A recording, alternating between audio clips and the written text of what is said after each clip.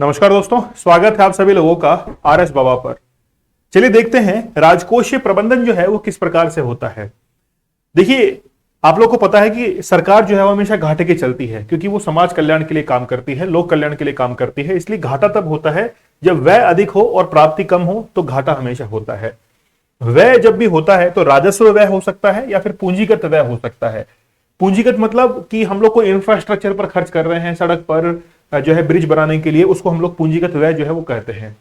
राजस्व व्यय में सबसे ज्यादा व्यय हम लोग करते हैं सामाजिक सेवा के ऊपर 46%, ग्रामीण सेवा पर, ग्रामीण जो विकास है उस पर 15%, विद्युत पर खर्च होता है 7% और एग्रीकल्चर पर खर्च होता है 6%। यही क्रम जो है वो आप लोग को ध्यान रखना है एग्जाम के पॉइंट ऑफ व्यू से, ठीक है। प्राप्ति में अगर हम लोग देखें तो दो प्रकार से प्राप्ति हो सकती है, राजस्व प्राप्ति और पूंजीगत प्राप्ति। राजस्व प्राप्ति के अंदर आप लोग देखिए कि जो टैक्स लगता है, जैसे सरकार, स्टेट गवर्नमेंट खुद का टैक्स लगाती है, स्वयं का कर है।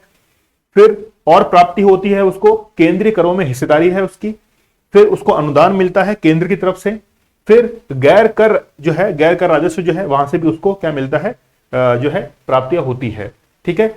अब जो स्टेट गवर्नमेंट का खुद का कर है, जो खुद टैक्स लगाती है, जैसे वैट है, पेट्रोल के ऊपर वैट लगता है तो खुद का कर है, तो स्वयं का कर जो है उसको आप लोग को ध्यान रखना है। एसजीएसटी सबसे ज्यादा लाभ देता है राज्य सरकार को।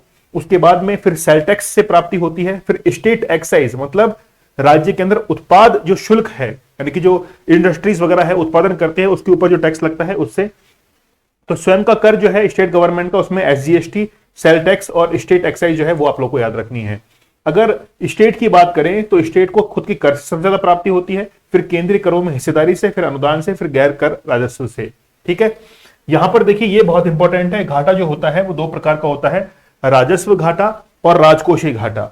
जब हम लोग राजस्व घाटे की बात करेंगे तो हम लोग कहेंगे कि राजस्व व्यय माइनस राजस्व प्राप्ति इज इक्वल टू राजस्व घाटा। और राजकोषीय घाटे की जब बात करेंगे तो कुल व्यय माइनस कुल प्राप्ति इज इक्वल टू राजकोषीय घाटा। तो जो राजस्व घाटा है वो है कितना, 25,870 करोड़ रुपए। राजस्व घाटा 25,870 करोड़ रुपए है, जबकि होना कितना चाहिए, 0% होना चाहिए ये। राजकोषीय घाटा जो है वो 48,238 करोड़ रुपए है, जबकि 3% होना चाहिए, लेकिन अभी ज्यादा है, 3.96% है। 3.96% है, इसको 3% तक लेके आना है।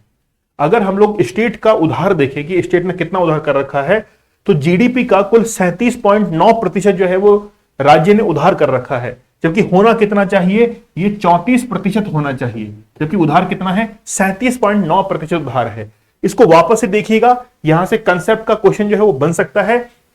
राजकोषीय प्रबंधन हम लोग, यानी कि आप लोग देखते हैं एफआरबीएम जो एक्ट आता है, 2003 का एफआरबीएम एक्ट है, उसमें इस चीज को मैनेज करने की बात की जाती है कि इसको कैसे मैनेज करें, किसको, राजस्व घाटे को और राजकोषीय घाटे को, ठीक है। तो इसको बहुत अच्छे से लिख के याद कर लीजिएगा, काफी इंपॉर्टेंट है। यहां से एक प्रश्न जो है वो जरूर आपके आ सकता है। मैं पूरी कोशिश करूंगा, आप लोगों के लिए काफी मेहनत करूंगा, लेकिन बस आप लोग इसको जरूर मेमोराइज कर लीजिएगा। मिलते हैं आप लोगों से अगले लेक्चर में। अगर चैनल के ऊपर नए हैं तो जरूर सब्सक्राइब कर लीजिएगा। तब तक धन्यवाद, थैंक यू, जय हिंद।